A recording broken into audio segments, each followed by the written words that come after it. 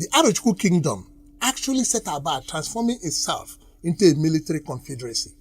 They built alliances across Igbo with warlike clans like Abam, Ohafia, Eda, and Nike. This military alliance would have served to defend Igbo very well in case of any external aggression. The tragedy, however, was that the Arochukwu Kingdom built these military alliances not to defend Igbo and uphold her nationhood, but to destroy her anti-slavery reputation and plunder Igbo land from inside the nation. It was a total betrayal when the Arochukwu Kingdom imposed slave trade on Igbo land. They secretly developed spiritual, economic, military, and diplomatic strategies to attack Igbo communities and deliver a steady supply of captured Igbo slaves to the slave market.